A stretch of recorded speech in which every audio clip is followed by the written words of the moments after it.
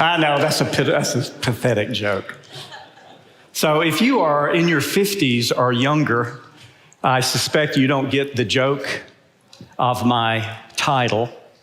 So if you are low 50s down, you might want to ask one of the old codgers around here, well, what was the deal with the title of his presentation?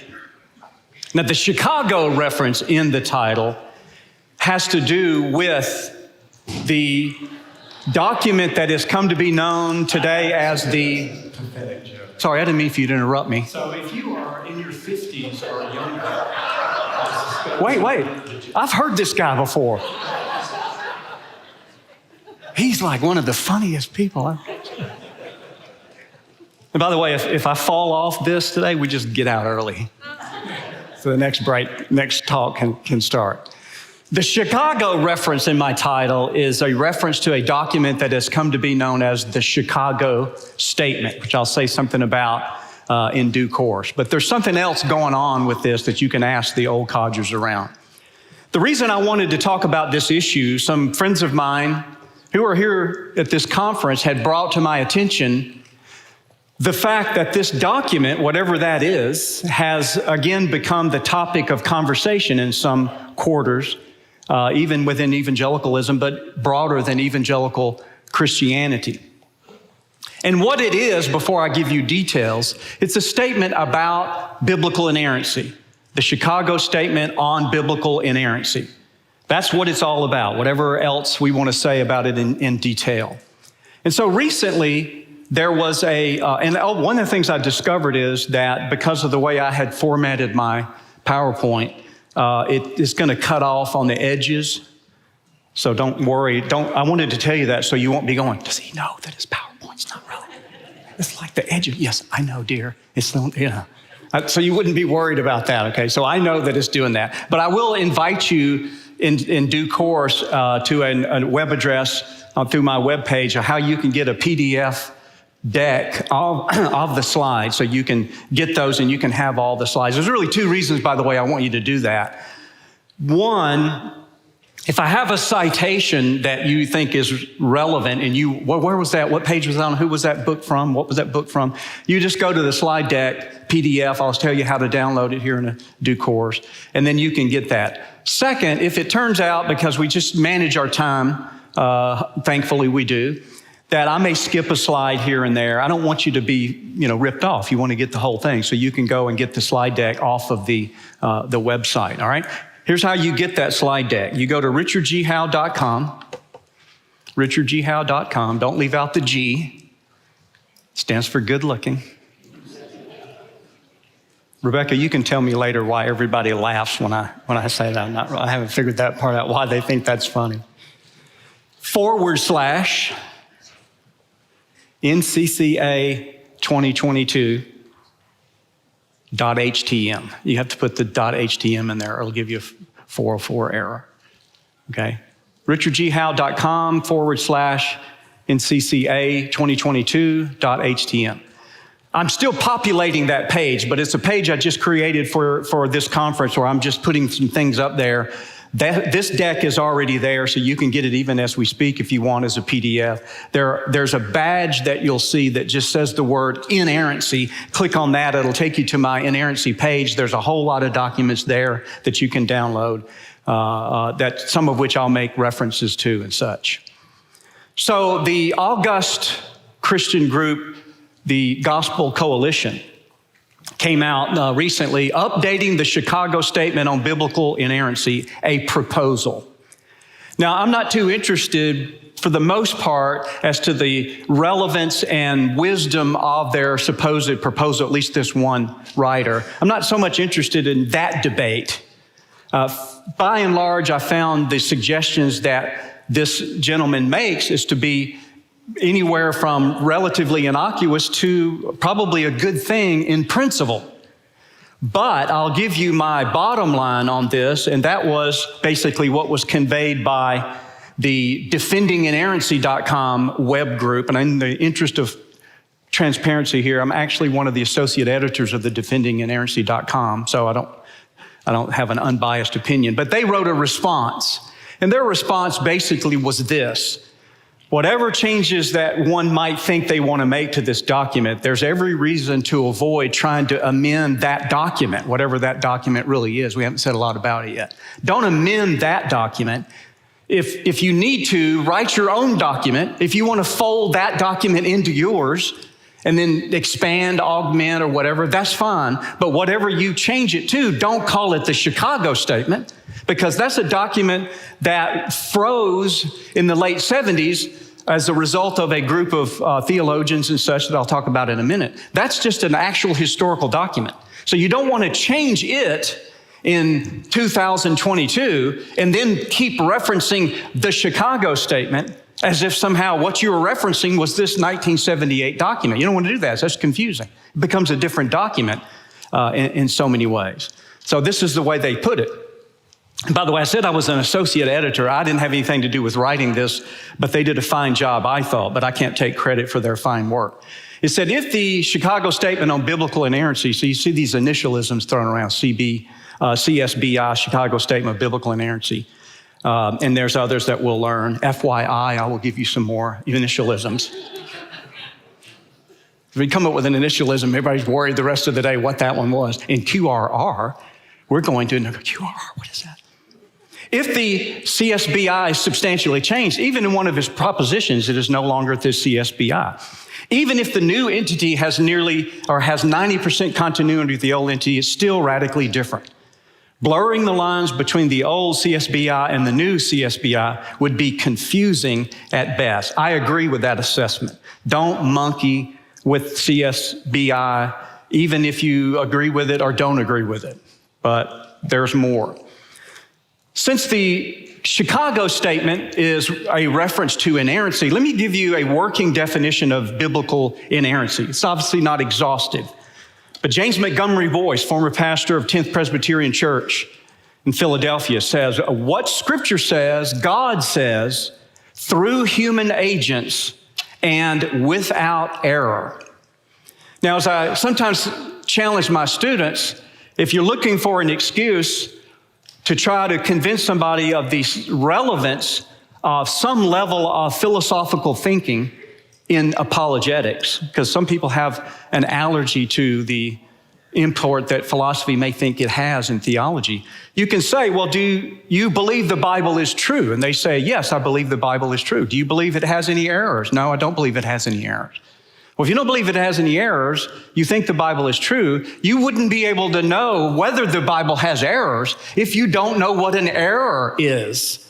But you can't know what an error is if you don't know what truth is. But what truth is a philosophical question. It just is a philosophical question, as self-serving as that is for me to say as a philosopher. I had a debate once at Georgia State University. I kept making this point about the question of God's existence is a philosophical question. I kept throwing that out. During the Q&A, this gentleman came up and said, who are you to say the question of God's existence is a philosophical question? I was taken aback by that. To me, that's like saying to a botanist, well, who are you to say the study of plants is a botanical question? You go, well, it's not like we were looking for something for the botanists to study and we decided to give them plants. What can they do? How about plants? You guys, yeah, I'll do plants. Okay. It was the other way around. We call the study of plants botany. We call certain types of questions, like what is truth, as Pilate asked Jesus. We call those questions philosophical questions. But when it comes specifically to the problem of inerrancy, let me just warn you, and then you look for some of these in the balance of my talk this afternoon.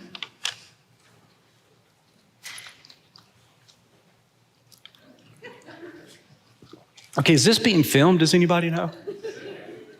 Okay, your speaker today is being hydrated by Dasani. Okay, so now I can't blame them for what I'm about to say. So they don't endorse me, but maybe Dasani will give us $1 million endowment for next year's conference. You never know. I actually did that joke at a conference, and this guy from Dasani, he said, I work for Coca-Cola. I thought your joke was funny. I was like, whew, we didn't get sued. But look for some of these problems, misconceptions, if you will, as I go through a little bit about the Chicago Statement. Some people misunderstand inerrancy as if what we meant by inerrancy was that you have to take the Bible literally. No, it has nothing to do with the different figures of speech. Something could be inerrant even if what is said is metaphor. Even when the Bible says the trees shall clap their hands in Isaiah 55, that can be true, but it's true metaphorically speaking. It's not true literally. And so the Bible uses all kinds of figures of speech, just like normal human speech, because it was written by normal humans. But look for that, especially by some of the critics who keep thinking that what we think is that if Jesus is a door, says he's a door, that we think that Jesus swung on hinges and had a little knob right here. That's what we think. That's what they think we think when we say the Bible is inerrant. That's not what we mean. It has nothing to do with literal versus non-literal. Some misunderstanding is, well, we really don't need inerrancy. We really need Jesus. And they pit the concerns about the inerrancy of the Bible as if, well, that's a distraction because the Bible really is here to talk about Jesus. But of course, if you think about it, go, well, does the Bible tell us about Jesus inerrantly, or does it make errors about Jesus? And if you think that it makes errors about Jesus, then where else would you get your data about Jesus, according to whom then you think you're living your life? Sometimes there's the idea that the discussions of inerrancy are divisive, and people get angry, and it's sectarian, denominational, partisan, or whatever. And we need to get away from that because we need to just love one another as Christians. Well, we certainly need to love one another, but Paul says, speaking the truth in love. And there are ways to speak the truth in a way that's unpleasant. I understand that. In fact, most people that know me understand that. Not sure why they have such a keen insight on that. And I thought of a good way to speak truth unpleasantly. It was when I heard you. No. It's like, yeah, okay, that's fine, but it doesn't mean that the question is unimportant. It doesn't mean that it's unimportant. And then people sometimes worry about, and this is not a legitimate worry, this is not an illegitimate worry, or at least the questions behind the worry are not illegitimate, and that is, what sense does it make to talk about an inerrant Bible if we don't have the original autographs, that is, the original manuscripts of the Bible? There's a direct answer to that maybe will come out in today's talk. But I'm not really here to defend. Let me back up. I'm not really here to give a full-orbed defense and explanation as how I understand the doctrine of inerrancy. That'll come out somewhat obliquely as I go along, as we look at various aspects of the Chicago Statement, the organization that birthed the Chicago Statement, the context in which that happened in terms of recent Western history, and then the state of the conversation in its worst forms in contemporary progressive Christianity. So as I said, the Chicago Statement was a document forged by the International Council on Biblical Inerrancy. So sorry for the initialism, but ICBI is probably more common than the CSBI as an initialism. Most people just say the Chicago Statement of the ICBI, meaning the International Council on Biblical Inerrancy. Now, this council, I'll say something about here in due course. For our purposes right now, let's just remember the International Council on Biblical Inerrancy was an organization that forged what we were referring to as the Chicago Statement. Now, when someone has a problem with the Chicago Statement, that is to say, someone has a problem with inerrancy, and as I thought about it, I thought of various kinds of ways that people could have problems with inerrancy and could, to greater or lesser degree, in effect, deny the doctrine of inerrancy. For example, one could just deny inspiration altogether. They could just say, I don't think the Bible is inspired. And so, since the doctrine of inspiration entails inerrancy, then if you deny inspiration, that at least allows for the denial of inerrancy. It doesn't necessitate the denial, but generally people that just outright deny inerrancy, in my experience, that's because they have some form of just denying the inspiration in the first place. This is kind of what liberal Christianity, in the full sense of the term liberal, theologically speaking. Hold on, I'm fishing for my handkerchief. And I'm glad this is being videotaped, because when you do things and it's only audio, and then later people get the audio and the speaker's talking, and then all of a sudden he does this, like that, then they get real mad because they contact the people and say, I've got a defective audio here. Could you send me the real one? They go, no, it wasn't a defective. The guy has allergies and he was wiping his nose. You go, okay, I'll give him that. This is what liberal Christianity, like Rudolf Bultmann, for example, some of you who are theologians would know that name well. One could have a compromised view, not just an outright repudiation, but some kind of compromised view of inspiration. So this would allow, I think, by implication, a compromised view of inerrancy. This is what I think would be somebody like Karl Barth, neo-orthodoxy. Some of you, again, that might be aficionados in 20th century theology and be familiar with the Bultmann and the Barth kind of alternatives to traditional Christianity. One could affirm some qualified view of inerrancy and just basically reject how the Chicago statement does it. Maybe they go, well, I'm all on board. I just don't like the way these guys did it, or guys and girls did it. They could, for example, say that it just doesn't go far enough. It should have been more precise in this particular area. In my experience as a young earth creationist, I'm a young earth creationist. When people ask me, well, how old do you think the earth is? I said, I'm not real confident, but I'm pretty certain it's at least 66 years old. Although I have to admit the first few years I have on hearsay, okay? But I think this is how some young earth creationists might do it. They might object that, well, it didn't make it clear enough about the Genesis narrative that it's actually 6 literal days and stuff like that, okay? Well, it didn't on purpose, which we may come back to in a moment. But you should know, just as an aside, that Henry Morris of the Institute for Creation Research actually signed the Chicago Statement.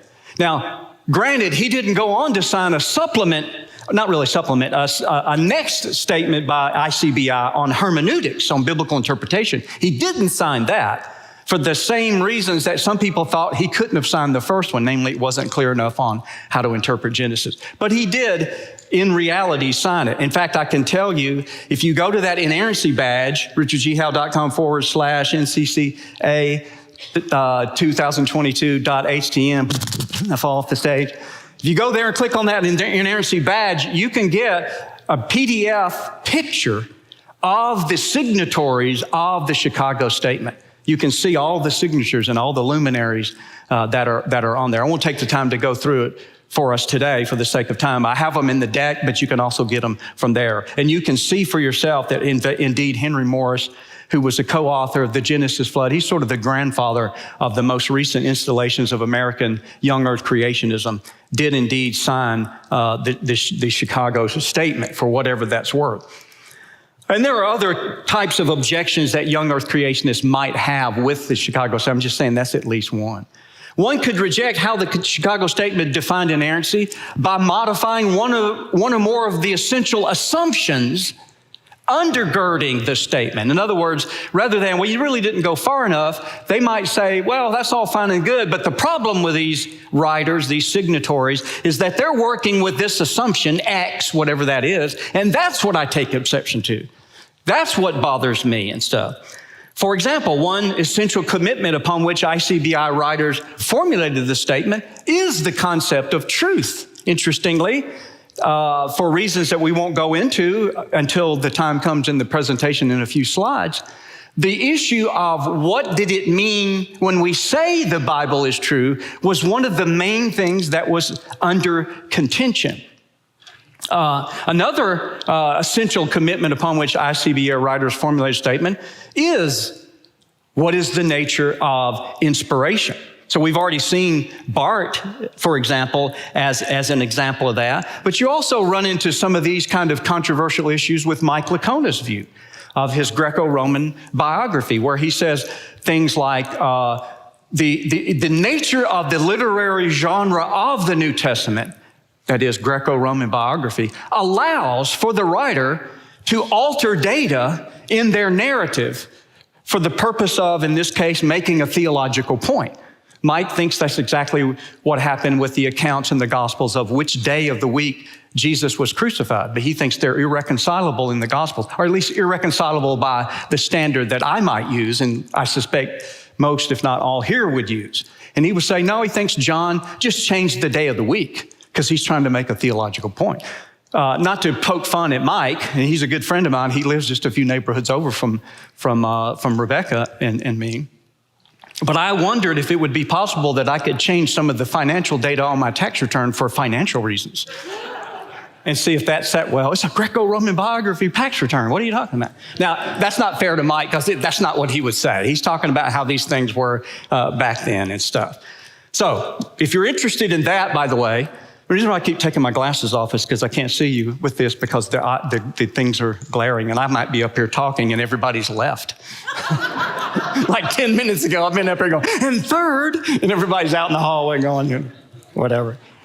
But if you're interested or you have trouble falling asleep one night, you can go to richardghowe.com and click on the YouTube channel thing. I'm not trying to self-promote because I haven't monetized my website, so don't worry about that.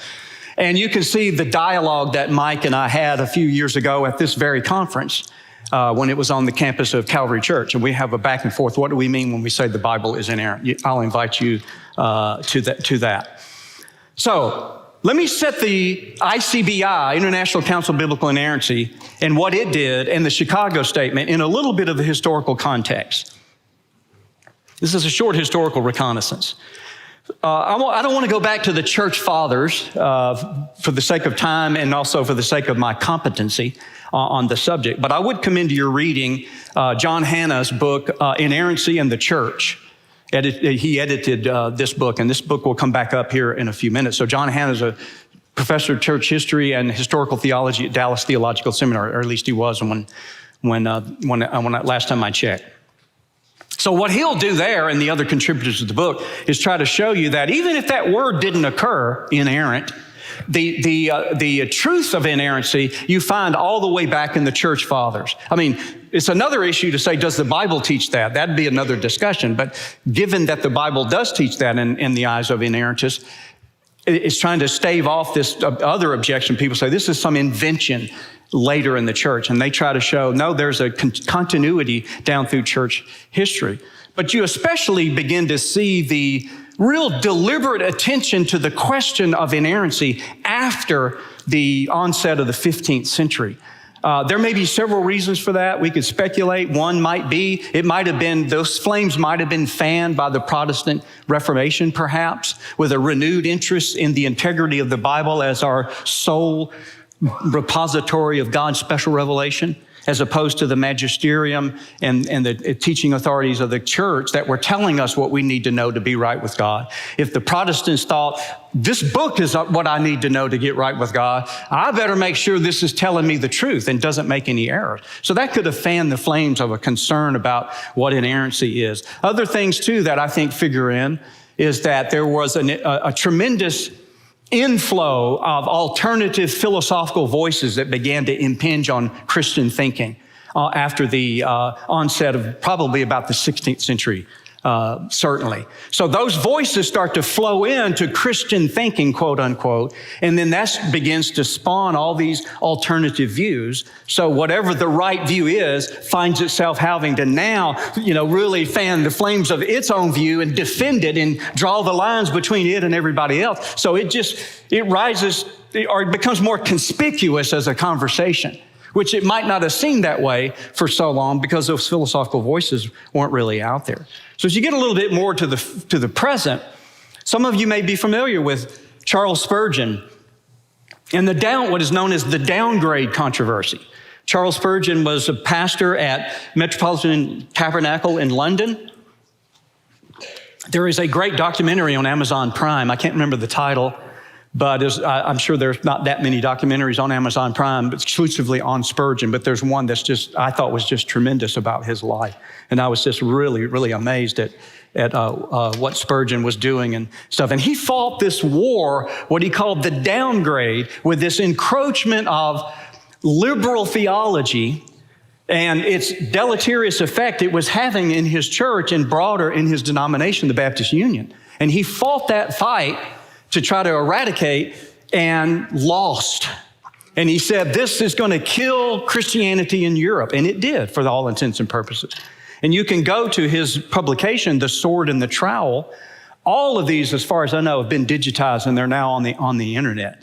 And The Sword and the Trowel has several articles directly titled something to do with the downgrade. Be easy enough for you to follow. For the sake of time, I'm not going to take the time to read those because I want to make sure that I get to the part where if the FedEx truck gets here in time, I want to get to the part where I give out $100 bills to all the people.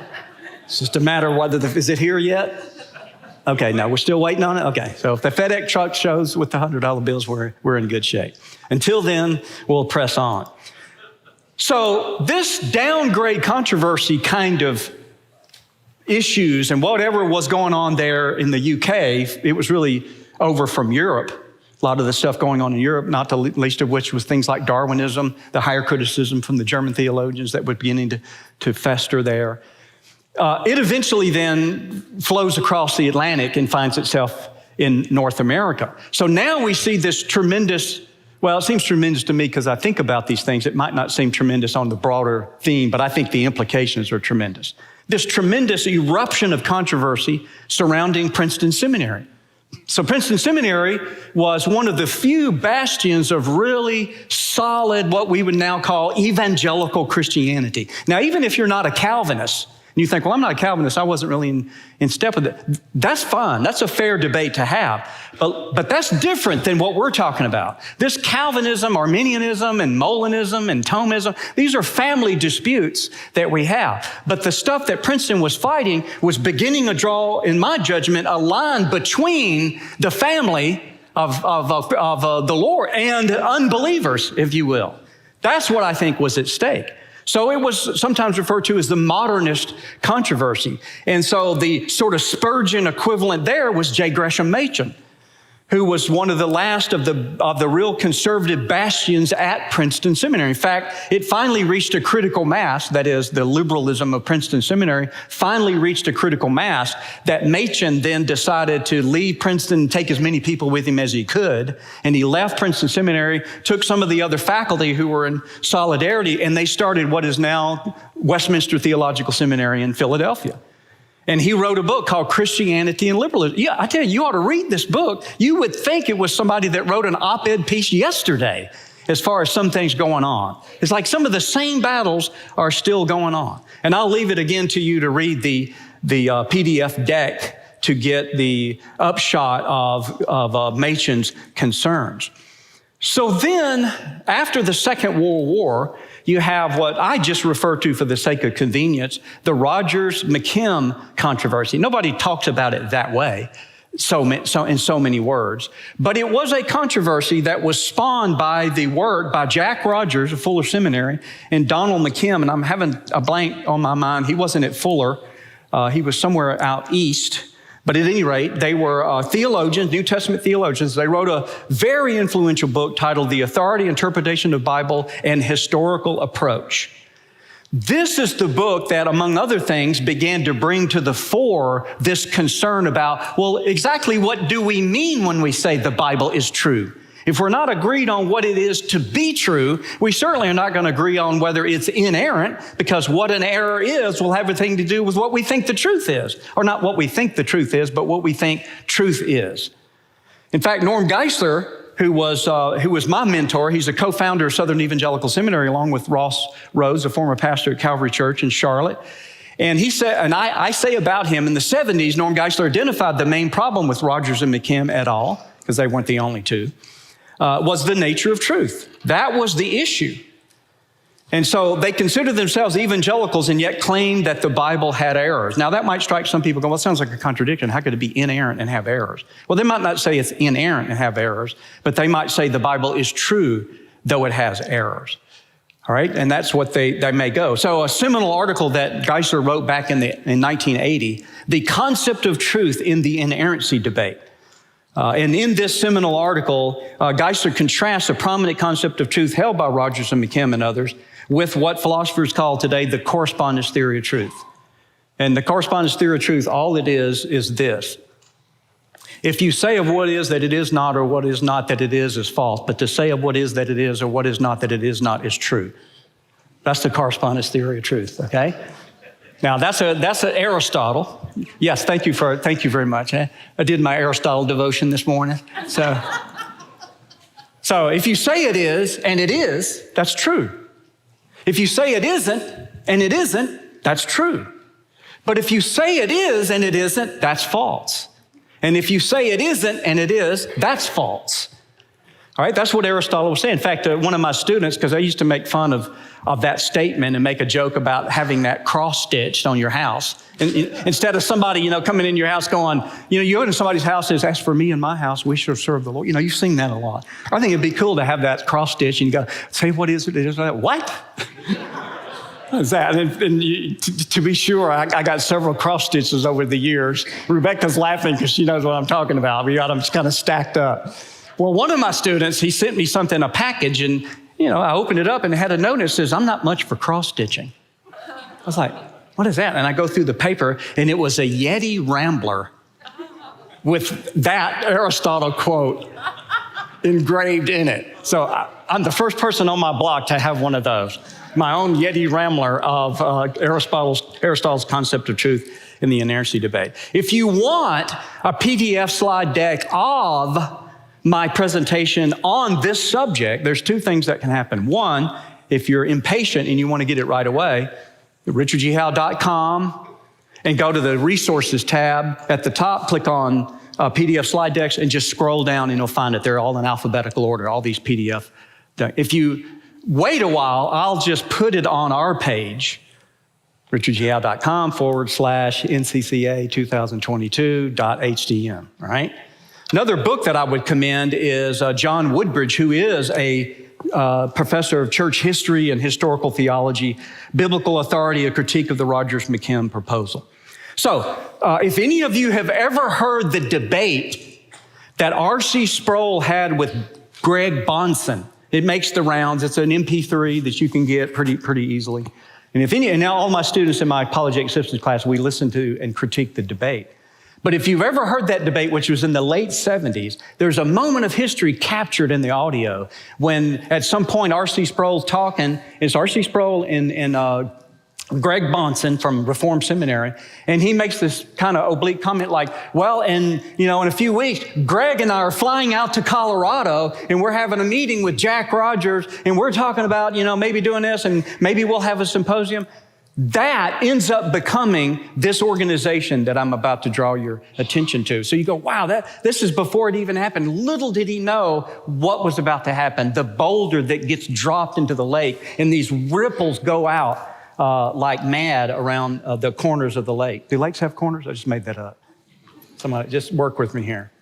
So two books that really started the conversation and really made it get almost volatile in the good sense of the term. Really passionate. Was Harold Insell's book, The Battle for the Bible. It is dated only because the names in it, these names aren't still the same people, obviously. This is decades ago. But the content of the thing, my microphone's coming off here.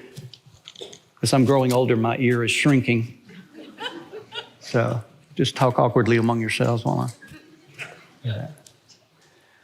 Harold Insell was actually the editor of Christianity Today magazine, and he wrote Battle for the Bible. Even though the names are dated, the principles are still salient in the conversation today. And all he did was go through different chapters about different denominations and institutions. Do you need to fix my thing? Is that what you want to do? Keep that on here. Would you do that? Okay. Yeah.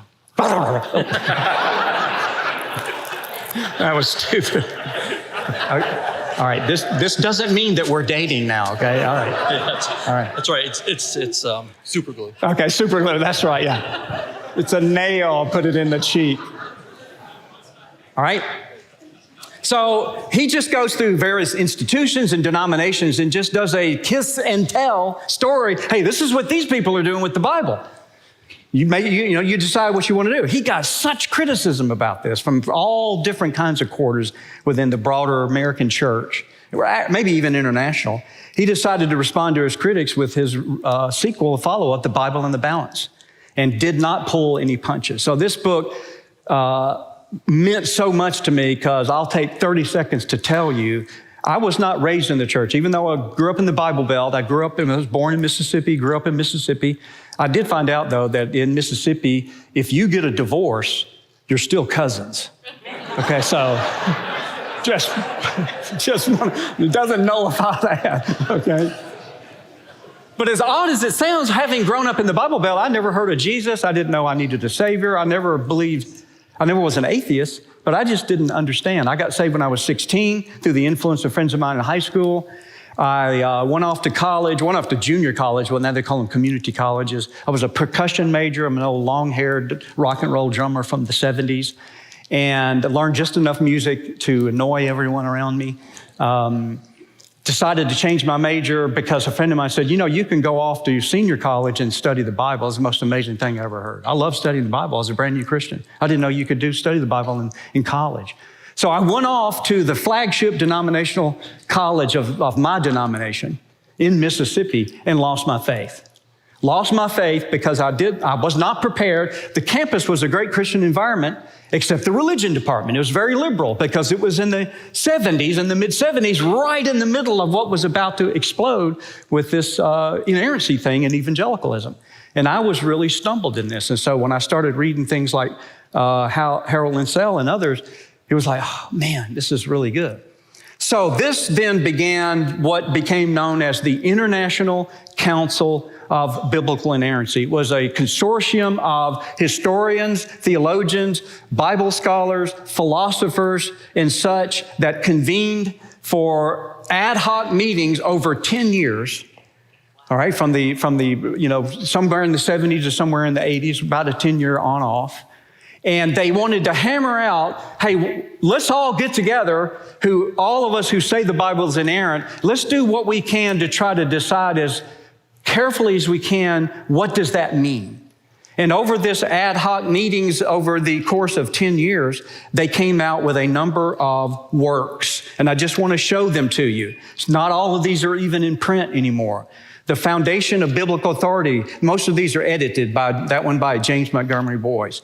And then Can We Trust the Bible? Leading theologians speak out on biblical inerrancy. And then the first one that was really the official kickoff was this one. It was a book titled Inerrancy, edited by Norm Geisler. Now, you want to go to David Geisler's table upstairs, the Norman Geisler National Ministries table. Ask David if this book still exists, even digitally. It may be possible that it's purchasable digitally. I don't know. And then that was just that was their inaugural. That was followed by Biblical Inerrancy, an analysis of its philosophical roots. And then Challenges to Inerrancy, a theological response. And then the one we saw earlier, Inerrancy in the Church. And then Hermeneutics, Inerrancy in the Bible. It's 1,000 pages thick, pretty close to 1,000 pages. And then Applying the Scriptures. So what you found was it tried to cover the spectrum from inaugural, homiletical, general, philosophical, theological, historical, hermeneutical, and applicational on the doctrine of inerrancy. Now, I'm not trying to suggest, well, look how voluminous all these works are, and it's 300 men and women who are all these theologians of law. It's bound to be right. I'm not suggesting that that's what makes it right, but I am suggesting that one should consider carefully whether they want to come out with a view of inerrancy that departs significantly from what they say, because I would commend to one's consideration that they did a pretty good job of nailing the doctrine down in its most salient points. So ICBI then, I think it quelled the conversation by doing this. It drew lines very clearly. So you had people like, say, a Jack Rogers, Donald McKim, perhaps, who would say, okay, well, if that's what you guys think this is, we're clearly on this side of the line. And there's a sense in which you're better off if people know who they are and who they aren't, rather than, well, no, we're all believing in inerrancy. We just think that it's okay to tell things that aren't true by saying something inerrant. You just go, no, it can't be untrue and be inerrant. At least say you don't believe in inerrancy. That's fine. Lots of people didn't believe in inerrancy. C.S. Lewis probably didn't believe in inerrancy. You don't go to hell just because you don't believe in inerrancy necessarily. We're not saying that. But having quelled that, then we do have some more recent, from the 70s on, pockets of controversies. And I want to wrap up with some of these. First of all, what I call these controversies because of, again, compromised theories of truth. All right? That's still a specter that we have to deal with. I want to give you an example of what one may call an intentional theory of truth. Remember, I suggested this correspondence theory just means a statement is true if it corresponds to reality. Whether it corresponds literally or metaphorically or simile or informally or metonymically or synecdochically or whatever. Lots of different ways to correspond to reality. But another theory of truth is intentional theory. Something is true or false given what it meant to do. Like, I'll give you one real example, and I'll give you a silly one. Maybe I'll give you the silly one first, because it's easier to see. I mean, suppose somebody said, hey, is there a Walmart near here? You know, you're not from Rock Hill, maybe not even from this part of the state. He says, there's a Walmart here. Yeah. You just go out to, so-and-so road. You go about 3 miles. You're going to pass a fire station on your right and just go down a few more yards, and the Walmart's right there on your left.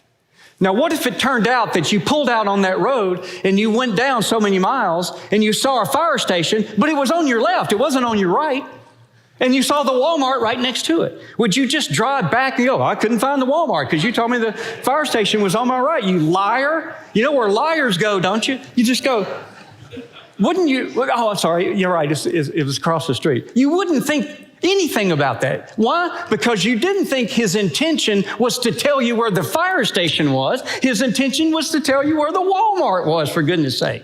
So even if he makes a mistake about where the fire station was, it doesn't compromise in your mind the truth of where the Walmart was. Now, if he told you the Walmart was somewhere where it wasn't, that might be, you told me to go left and it was way the other direction. You told me it was in Rock Hill and it was way up in, Charlotte or something like that. That's different. So it looks like this in a more sophisticated form.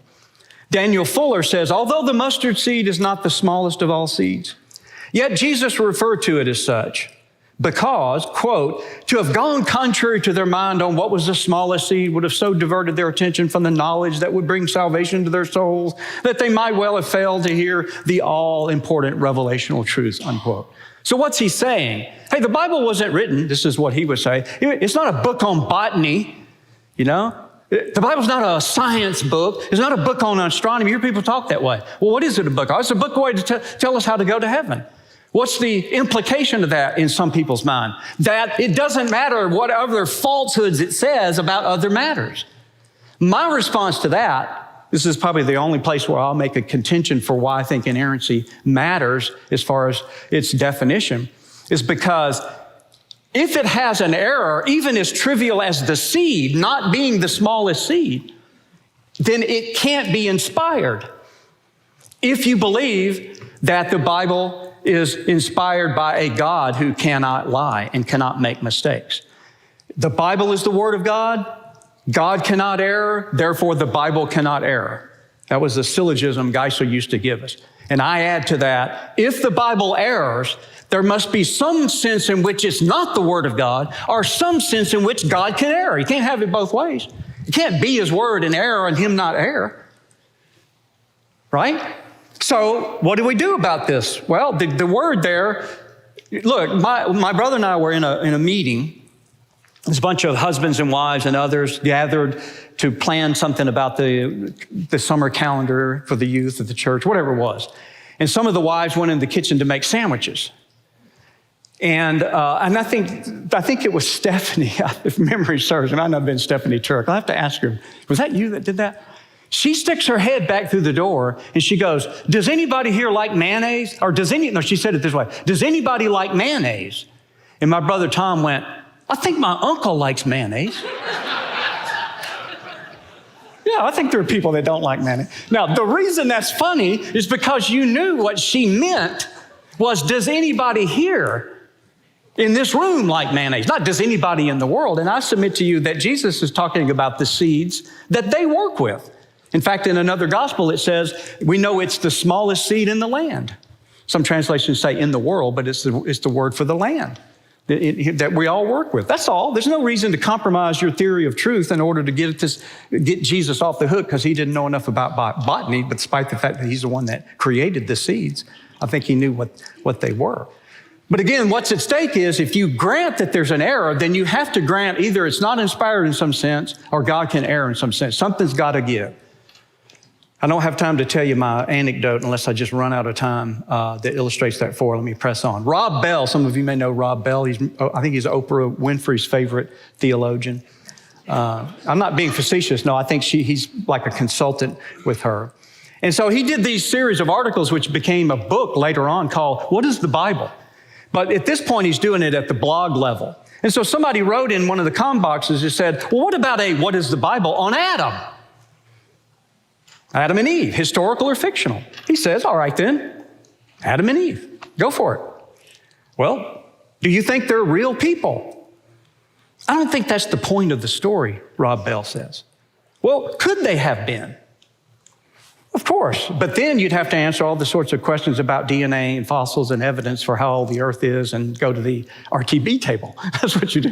You go to the reasons to believe table. That's what you do. I mean, that's the kind of reason why we have these conferences, is talk about these very things. He makes it sound like, well, who wants to talk about DNA? Well, people talk about these things, and they try to deal with these things in light of the Bible's teaching about Adam. But at any rate, he thought that was deflective enough. She goes, well, does anybody actually know for sure whether they're real or actual people? He said, no. I said, wait a minute, Luke knew. He says right there that coming down, Jesus, son of this, son of this, son of Adam, son of God. He knew that there was an Adam. Paul knew. Nevertheless, death reigned from Adam to Moses. If Moses is historical, so is Adam. He mentions him being a type of Christ. Adam was formed first and then Eve. So of course they knew. Jude knew. Now Enoch was the seventh from Adam. Doesn't make sense if Adam wasn't a real person. Talk about him being the seventh in the context in which he's doing. So what does he go on? So debating whether or not they're actual real people isn't the point? Exactly. It's actually dangerous, because in arguing one way or the other, you may miss the point of the story. I'm not suggesting there isn't a point of the story. I'm not even suggesting it isn't possible to miss the point of a story if we get too hung up on trivialities and some things. But I do suggest to you, it's one thing, you could sit around with your friend and you're standing in the lane of a road and you're arguing about whether that object that's getting bigger and bigger is a bus or not. And so while you're arguing, wham, and you get hit by a bus. Of course that can happen. So that in that instance, you go, it's stupid to sit around and argue because you're going to die. Okay, fine. But is it stupid to argue over whether the mushroom you just picked is poisonous or not? Is that stupid to argue about? Because it might make your supper a little later than it would have been otherwise. Of course not. It might be a life or death thing to argue about it and come to a truth about it, right? So in some instances, you could think of times when arguing about something might be dangerous, but other times not arguing about it might be dangerous. It depends on the context. It depends on the situation, doesn't it? Let me wrap up with some examples of some of the current conversations going on. This is kind of what brought this to my radar screen, because M.D. Perkins, filmmaker over here with American Family Association, sent me a link with several. Said, hey, if you don't know this is going on, you might want to think about this. And I was like, and Rebecca actually intercepted it was actually to both of us. And she said, hey, you should see what MD just sent you. And I was like, whoa, man, where have I been? I need to get out more often. So this is what got me thinking about this, and eventually decided to just say the little bit that I tried to learn about it in these past few, past few hours. So these don't come in any particular order. But one of these compromised theories of truth is this postmodern relativism. I'm sure you're all experts in postmodernism. And not everything that goes under the guise of postmodern is necessarily relativism. But there are certain aspects of it that are. So Robert Weber's book, The Younger Evangelicals, he says, in the 21st century world, the new attitude is that the use of reason and science to prove or disprove a fact is questionable. This points to the postmodern conclusion, you can't see all of that we deal with interpretive facts. In the postmodern world, both believers and non-believers are people of faith. Classical Christianity knew nothing of the concept of propositionalism, that is, propositions that are true or false, as held by Christians after the Enlightenment. All I can say is this guy doesn't know very much about the history of ideas. This isn't a post-Enlightenment thing. That is a myth. Oh, you guys are worried about inerrancy because it's a sort of a deleterious effect of Enlightenment theology. Oh, you mean Enlightenment like Aristotle? You talking about that kind of recent Enlightenment kind of thinking? The ancient Greeks and people like Plato and Aristotle? So when you get the deck, you can see quote after quote of not only of Weber, but others. I've already mentioned, and I'll say that's all I want to say about it, what I would characterize an illicit imposition of genre, of saying that there are certain genres of literature like Greco-Roman biography. And I know Mike's not here to defend himself, and Mike is a dear brother, and he's a brilliant scholar. I'm not trying to denigrate his character or his scholarship at all, but I think what he's doing is wrong and is deleterious to the to the doctrine of inerrancy. And I think he would agree with me. It is deleterious if what you mean by inerrancy is the Chicago statement. In fact, he has an article you can read titled Troubled Waters of Chicago on his website, and I think I have it on mine. And as I said, you can see the debate, or really the dialogue that we had. But then the last one then is this progressive Christianity thing that I promised you. I just want to say a few things about that. We've got just a few minutes. You guys doing okay? Yes. I'm not. I'm leaving. So let me pick out maybe one, because when you get the deck, you see what you find are common themes. There are two of them that jumped out to me. One of them is how many of these postmodern Christians that I read keep thinking that inerrancy means literalism. And then if you don't agree with my literalism, then you don't believe the Bible kind of mentality. That is not it at all, I would say to them. You obviously haven't been reading anything about this. It seems obvious to me that you would think that what we were saying was some kind of partisan liberalism. For example, this is what Richard Rohr does. I think the very best key to which a Christian can interpret Scripture is to interpret Scripture the way Jesus did. How would you know how Jesus interpreted the Scripture? From the Scripture. Did you call him up and go, well, how'd you do that? Because even if you called him up and he talked to you on your cell phone, you'd have to decide what he was saying on his cell phone was inerrant or not. You'd have to know whether to trust it. You'd have to know what he meant. Jesus heard the voice of God inside of one concrete context. What does that mean? That truth is contextual. So Jesus had his truth in his context. That's what we must do. Exactly all we must do. We got to find out the context in which we're in. But he also had the added advantage of the Jewish practice of midrash. A midrash is this idea of the embellishment of history done by some of the Jewish commentators on the Tanakh. We have actually gone backwards with recent and childish notions of biblical inerrancy, where one inerrant interpretation happens just to be mine. That's not at all what's going on.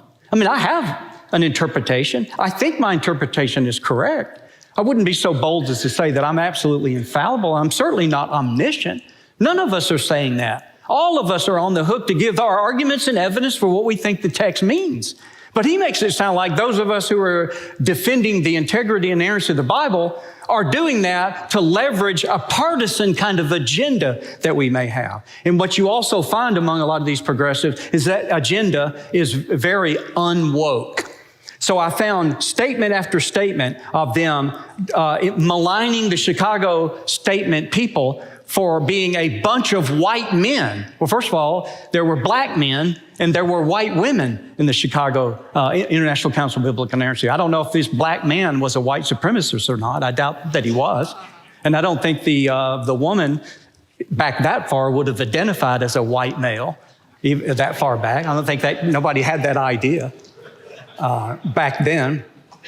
But anyway, I don't have enough time to go through these. That's the thing I promised you the most, so I'm a liar and stuff for letting you all down. But I want you to get the deck off the website.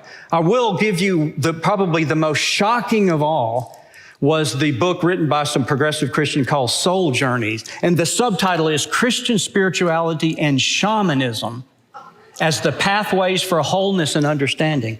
The area that I've spent the most time studying outside of my formal studies in philosophy is the occult. And shamanism is the anthropological term that scholars use for witchcraft. And this is no embarrassing to them treatment and showing and arguing the solidarity between Christian spirituality and some aspects of progressive Christianity and witchcraft. I'm telling you, all I can ask you to do is get the deck. So let me just mention a few resources and we're done in less than 45 seconds. I mentioned already the defendinginerrancy.com. So I want you to go that. That's a lot of the disciples of Norm Geisler and other like-minded defending this doctrine and trying to keep it in the forefront of Christian thinking. The other, as I promised, was my cheesy, I'm not a web developer, it's a cheesy kind of static website, but I think most of the links work. That's richardghowe.com. You see the resources tab at the top. That's where you can get all of my decks for my PDFs that I use in my classes and other things. And don't forget to go and find that badge that just says inerrancy, and you can get all these. all the stuff that you want on inerrancy and maybe even more. God bless.